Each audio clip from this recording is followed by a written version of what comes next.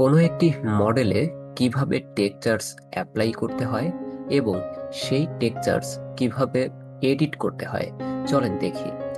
অনেক সময় আমাদের এই টেক্সচার্স গুলো ইউজ করার পর সেগুলোর পজিশনস চেঞ্জ করতে হয়, রোটেশন করতে হয়, মুভমেন্ট করতে হয়। সো এই এডিট গুলো কিভাবে করতে হয় চলেন এটা দেখি। আপনারা চাইলে এই ওয়েবসাইট থেকেও এইভাবে ডাউনলোড করে নিতে পারেন। এটা হচ্ছে sketchuptexturesclub.com। এই ওয়েবসাইট থেকে আপনারা অনেক ধরনের টেক্সচার্স পাবেন। সো এখানে এসে এই যে এই টেক্সচার্সে চলে আসবেন। এখান থেকে আর্কিটেকচার, আমি চাচ্ছি উডেন টেক্সচার্স ইউজ করার জন্য। সো এখান থেকে আপনাদের যে এটা ডাউনলোড করবেন সেই অংশটা চুজ করবেন। ওকে, দেখেন এখানে অনেক ধরনের টেক্সচার্স রয়েছে।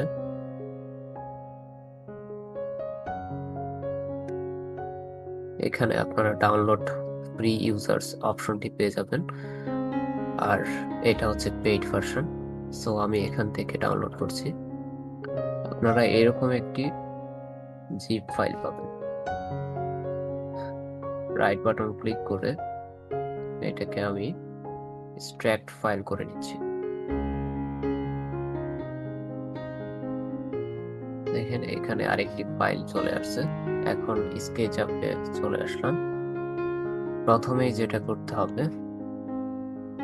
আপনাকে যে কোনো একটি কালার্স প্রথমে অ্যাপ্লাই করে নিতে হবে এবং এটাতে থাকবে, আচ্ছা মাঝখানের এই অংশটাতে অন্য একটি কালার্স আমি ইউজ করেছি। এখন এখান থেকে এডিটে আসতে হবে। তারপরে এই যে এই অপশনটাতে ইউজ টেক্সচার্স ইমেজ, এখানে দেখেন নিচে browse for materials image file, এখানে ক্লিক করলেই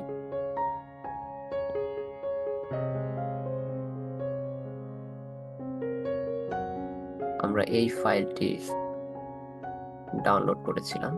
সো এখান থেকে টেক্সচারটা সিলেক্ট করে এখানে ওপেন দিব।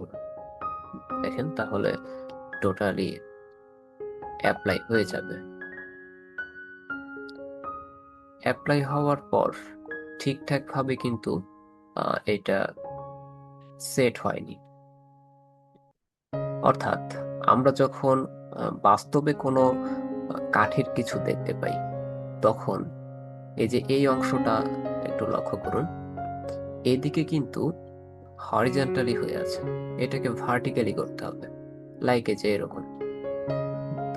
অর্থাৎ যেদিকে ভার্টিক্যালি অংশটা বেশি ওইদিকে ভার্টিক্যালি হবে। আমি একটা দেখাচ্ছি তাহলে আপনারা বুঝতে পারবেন। যেহেতু আমার এটি কম্পোনেন্ট করা, সো আমি যে কোনো একটিতে প্রবেশ করছি।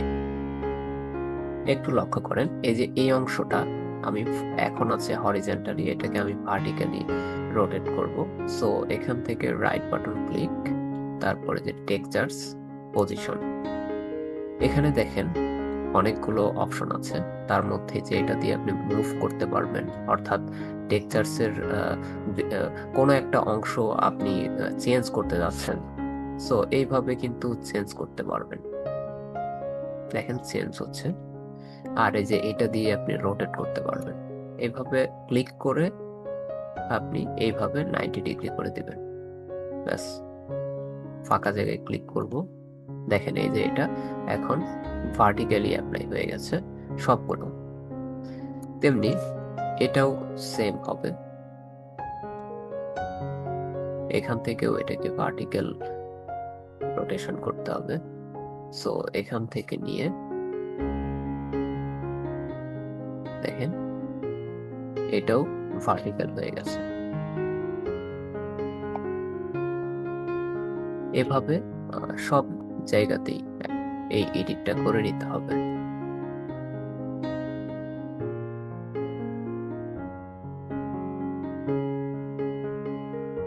জাস্ট এভাবে ক্লিক করে এটাকে ঠিকঠাক ভাবে বসানো, ব্যাস। তারপরে যে এই অংশটাকেও ভার্টিক্যাল করতে হবে। এর জন্য দেখুন এভাবে লাইন টেনে নিচ্ছি।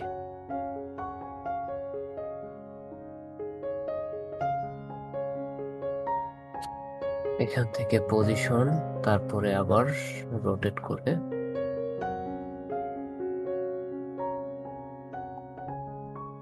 ওকে, সেম ভাবে এইটাকেও, অর্থাৎ টেক্সচার্স যেভাবে থাকার কথা বাস্তবিক অর্থে ঠিক সেইভাবে আপনাদেরকে সেট করতে হবে, না হলে এটা রিয়েলিস্টিক লাগবে না। এখন দেখেন সবগুলো ঠিকঠাক ভাবে বসছে। ওকে, আরেকটি বিষয়, টেক্সচার্সের স্কেল ছোট বড় করা। অর্থাৎ এখানে একটু লক্ষ্য করেন, আমি যদি এই পাশটা আপনাদেরকে দেখাই, এখান থেকে আপনারা যদি মনে করেন এই যে টেক্সচার্সের যে স্কেল আছে এটাকে ছোট বড় করবেন, তাহলে এখান থেকে জাস্ট এটা চেঞ্জ করে দেবেন। লাইক আমি এখানে 3 ফিট দিচ্ছি, দেখেন। অর্থাৎ এটা ছোট বড় করার জন্য এইখান থেকে আপনাদের ছোট বড় করতে হবে। ওকে, আজকে এই পর্যন্তই।